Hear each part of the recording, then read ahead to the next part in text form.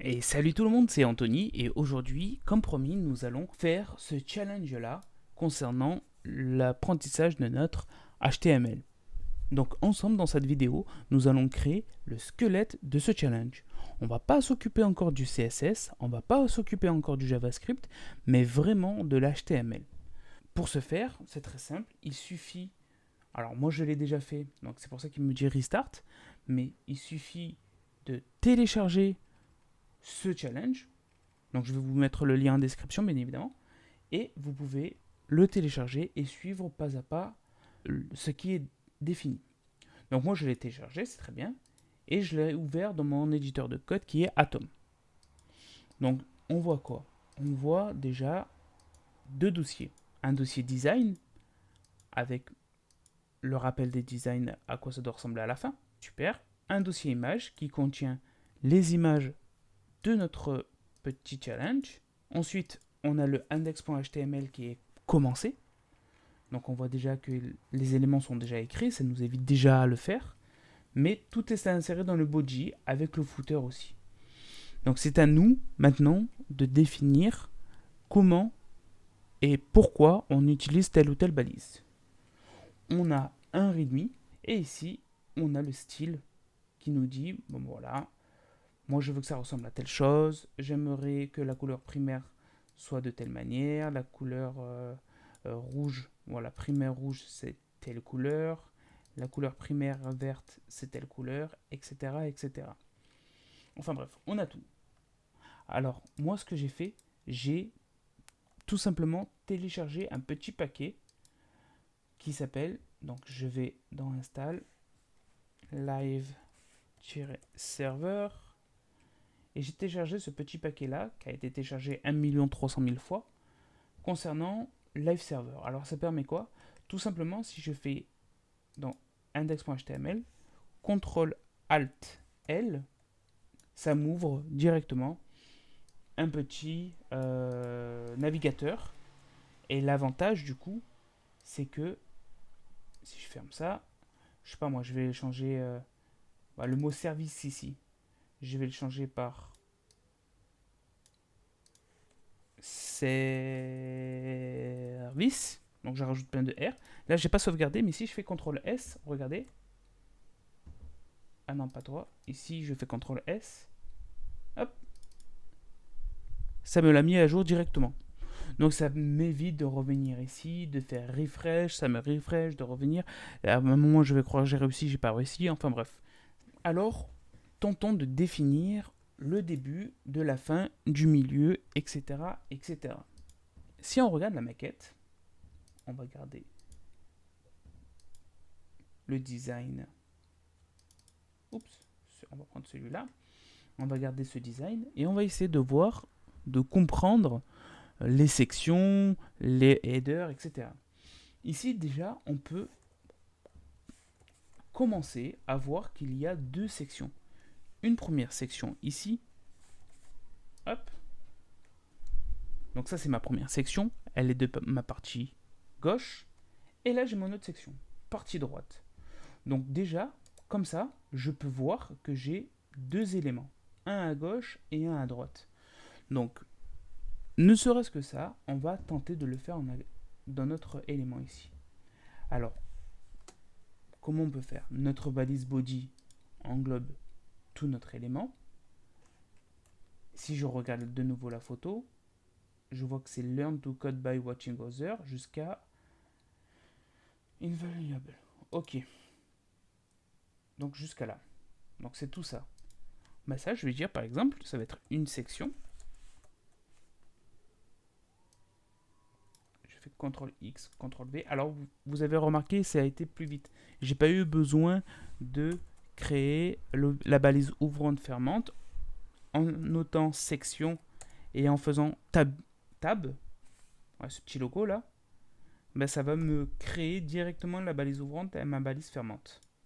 Donc là j'ai ma première section et ici j'ai ma deuxième section où je vais mettre le reste. Si j'ai bien vu la maquette, on revient. J'ai l'impression que c'est tout le reste. Eh bien on va le prendre, je copie, CTRL X, je colle et j'enregistre. Je réindente pour que ce soit propre de partout. Ok. Là, il y a une petite indentation, mais là, je l'ai aussi. Bon, c'est top. Hop, je supprime un peu les espaces. Et j'ai le footer. Allons voir à quoi ça ressemble. Je retourne sur Internet. Ici, j'actualise. Bah, j'ai pas l'impression qu'il y ait grand chose de différent. Alors ça, c'est parce que on le voit pas très bien, mais là, on voit bien ma première section ici. Et on voit bien ma seconde section juste là. Regardez, il a bien sauté la ligne et il a pas mal noté try it free sur la même ligne. Mais bon, j'avoue que là, jusque-là, ça n'a pas l'air très clair. Mais c'est pas fini. C'est pas fini. Si on regarde ici, là, je vois que j'ai learn to code by watching other. Donc, en gros, ça m'a l'air d'être un titre, ça. Donc, je vais le notifier. Je viens ici, dans mon index, et là, je vais dire, bah, dans cette section, cette chose-là, ça va être un H1. Ici, et je ferme mon H1. Je reviens là. Ah, déjà, learn to code by watching other. Bah là, déjà, ça me fait plaisir. On voit beaucoup plus de choses. Mais c'est toujours pas fini. Si je reviens là, là, c'est en plus petit. Il y a un petit saut de ligne. Et après, je passe à autre chose. Et c'est autre chose, toujours pareil. Là, je détecte. Enfin, je vois qu'il y a comme un P. Bon, pour l'instant, on note comme ça à vue, hein, et après on modifiera au besoin. Donc là, je vais mettre le P pour mon petit paragraphe hein, qu'il y a en dessous mon titre. Voilà, je le remontre. Hein. Donc ça, c'est mon titre. Là, c'est mon petit paragraphe. Et ensuite, je vais passer ici. Alors ici, ça peut être quoi? Ça peut être... ça peut être quoi ça? Bah, je sais pas. Bah là, vous voyez, je sais pas. Bah, je vais mettre dans une div. Je verrai plus tard si je vais avoir quelque chose de plus pertinent que cette div. Là, pour le coup, ça l'est pas. Hein. C'est pas pertinent de noter div ici. Ça, je sais pas comment on va le noter, mais pour l'instant, on note div. Là, je vois quoi? Ben, je vois ce qu'on appelle un formulaire. On n'a pas encore vu les formulaires, mais il existe une balise. On va retourner sur W3School, référence, et là, je vais taper form pour les formulaires. Donc regardez, hein, là ça se voit bien que c'est un formulaire. On me demande de renseigner un nom, un prénom, et un email et un mot de passe. Et ça c'est un bouton. Donc ça ressemble typiquement à un formulaire. Donc je vais utiliser cette balise form. Si je vois son usage, la balise form est utilisée pour créer un formulaire HTML. Ah bah c'est exactement ce que je veux. Donc je vais l'utiliser. Je retourne ici. Et là, je vais noter ma balise form. Form. J'ai fait tabule. Hein. Je vais tout enlever. Pour l'instant, on s'en fiche. Et je vais mettre les choses à l'intérieur. CTRL X, CTRL V. Même ça, j'ai envie de dire. CTRL X, CTRL V. Très bien, très bien. Je retourne ici. Je vois quoi là? Je vois mon fameux bouton Claim Your Free Trial. Alors, toujours pareil. On va regarder ici. Je reviens en arrière. Et là, on va voir Button. Encore un nouveau tag. Donc, le bouton, donc la balise button ici, définit un bouton cliquable. Bah, parfait. C'est ce que je souhaite, donc on va le faire. Ici, je vais dire, ah ben, écoute, toi, t'es mon button. Button. Et là, je ferme mon button. Et toi, je vais te mettre dans un petit P. Voilà, ça c'est vraiment à vue de nez. En regardant la maquette, j'ai décortiqué, selon moi, comment ça fonctionne. Donc là, je vois que j'ai une section. Là, j'ai une autre section. Dans ma section de gauche, j'ai un titre et un paragraphe. Et dans ma section de droite, j'ai une en-tête. Alors peut-être que ma div, c'est pas le mieux. Hein. On va avoir peut-être pour header ou que sais-je. J'ai un formulaire avec un bouton et un petit paragraphe. Voyons voir maintenant ce que ça donne ici. Bah déjà, ça a changé de tête depuis tout à l'heure. C'est-à-dire que là, j'ai bien mon H1. Là, j'ai mon P. Ici, j'ai mon petit header là-haut. Enfin, ma div. Hein. Je ne sais pas comment le définir, donc c'est ma petite div ici.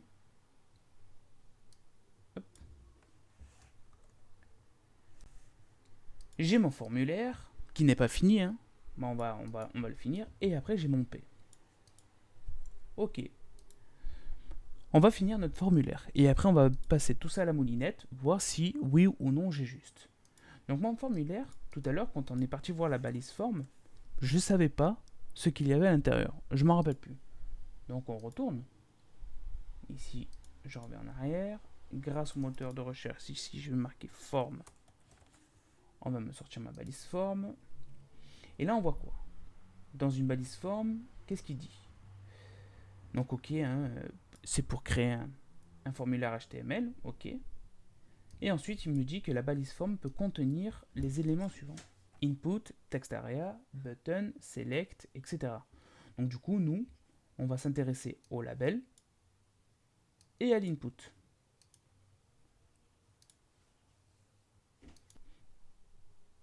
Donc du coup, ce qu'on va faire maintenant, c'est de continuer notre formulaire. Donc si je regarde ici, dans le label par exemple, on me dit quoi? J'ai un input radio qui vaut la valeur HTML. Donc là, vous voyez, j'ai un attribut et une valeur, un attribut et une valeur, un attribut et une valeur, par rapport à HTML. Donc si je teste juste pour voir, hein, donc j'ai mon bouton et j'ai mon label. C'est top. Alors, nous, on va tester ça dans notre petit éditeur de code. Déjà, mon label. Si je tape label ici, on me dit label for. Donc, je vais noter first name. Je vais copier ça. Copier, coller. Et si je reviens sur Internet, ici, je vais revenir sur le formulaire. On me dit for, bon, ok, first name. Et ensuite, on me parle d'un input qui a des types, un ID et un name.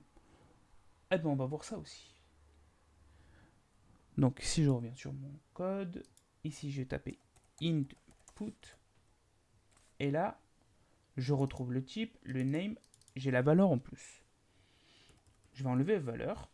Et ici, je vais marquer first name. Je lui donne le même nom que mon for là-haut. Alors ici, le type.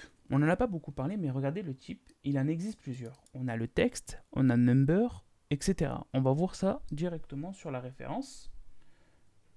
On va voir, hop, ici, HTML référence, et je vais marquer input. Input, et regardez tous les types qu'il existe. Button, checkbox, color, date, email, file, hidden, etc., etc. Par défaut, c'est-à-dire que si je ne mets pas de type, par défaut, ça sera type texte. Bon, c'est mieux de le notifier, on ne sait jamais. Mais si je ne le note pas, par défaut, ça sera le type texte. Mais après, je peux, moi, faire toute ma vie, voilà, TL, URL, week, number. Bref, on a que l'embarras du choix. Généralement, on rajoute toujours l'ID aussi, qui vaut first name aussi. Eh bien, j'ai plus qu'à copier ça, donc je vais pas m'embêter, hein. CTRL-C, CTRL-V, je copie-colle ça ici, et j'ai plus qu'à changer tous les first names par des last name. Alors pareil, petite astuce, ici je double-clique, j'ai plus qu'à faire un CTRL D et ça va me sélectionner automatiquement avec plusieurs curseurs tous les autres mots qui lui ressemblent. Ça permet comme ça d'aller un peu plus vite. Email adresse, donc là je vais noter label, for, je vais marquer email, et ici, input, type email, name email, valeur, il n'y en a pas, et ID email. Ah oui, il faut que je note ça là-haut. Et pour finir, label PWD, PWD pour password, input type password, name PWD, et ici ID PWD. Je passe ça là-haut.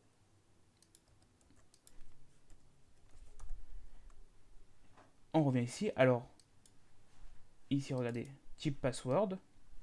Donc, on l'a utilisé. On a le type email. Là. Et le type texte. Donc, on a utilisé 3 types sur tous les types qui existent. C'est déjà pas mal. Si je retourne ici et que j'actualise, voilà, maintenant, ça ressemble déjà un tout petit peu plus à notre finalité. Alors, on n'a pas fait le CSS encore, hein, j'insiste. Là, on s'intéresse juste au squelette, à la structure de notre challenge là. Donc là, j'ai mon H1, là j'ai mon P, j'ai cette truc là, je sais pas encore quoi mettre, et j'ai mon formulaire. Mon prénom, mon nom, mon email, mon password. Donc je vois bien le champ où je peux insérer une donnée. Mon bouton et le petit paragraphe. Ah, regardez ici. Ce qu'on voit, c'est que là, on a ça en coloré là.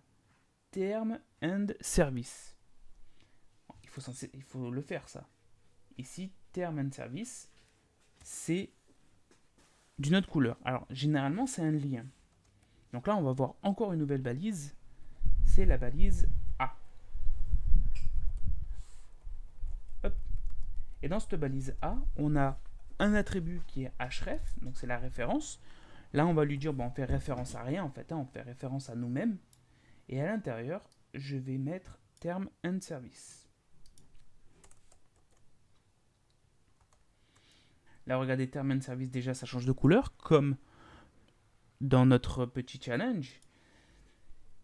Et on va s'intéresser à cette nouvelle balise encore, la balise A, ici. A. Donc, si on voit toujours hein, à quoi ça peut servir, la balise A est une balise qui définit un hyperlien.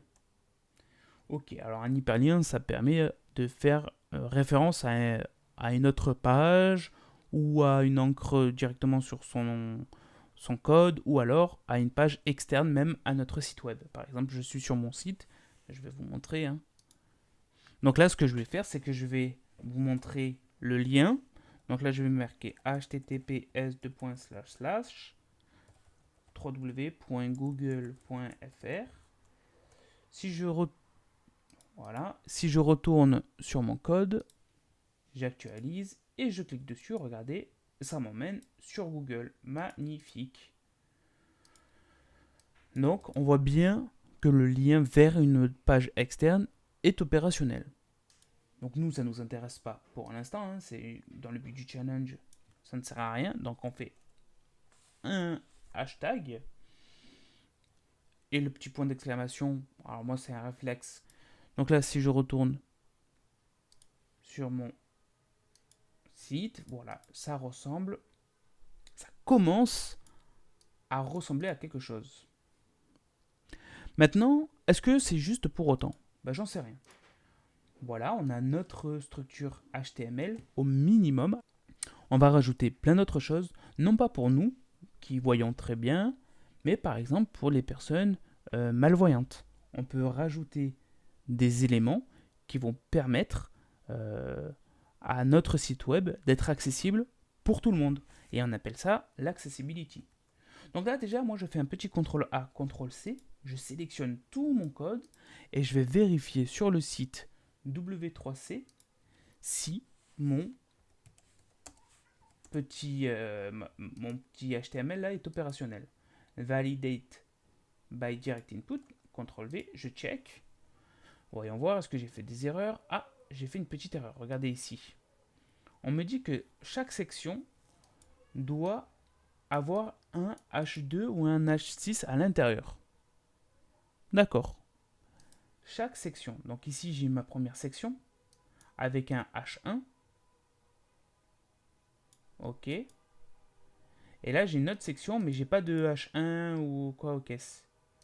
Ben, je peux faire ici un H2 par exemple. Hop. Donc je change là. Je change là. Je recommence. Je copie-colle tout. Je me rends ici. CTRL A, CTRL V. Je check. Et là, mon document est opérationnel. Bah c'est top. Ça fait plaisir.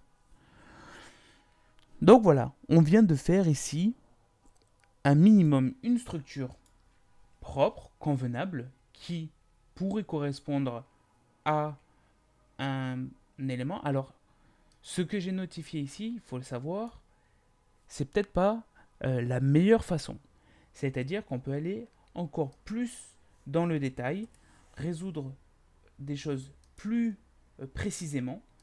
Disons que pour l'instant, on reste dans l'apprentissage et on va voir justement ce qui va se passer pour l'accessibilité, pour voir si par hasard je peux moi rajouter plusieurs autres choses. Donc pour cette vidéo c'est déjà pas mal. Donc n'hésitez pas à tout supprimer et à tout refaire vous, histoire de voir comment ça fonctionne. Et moi je vous dis à plus tard pour initier l'accessibilité. Une bonne soirée, une bonne journée à tous. Ciao.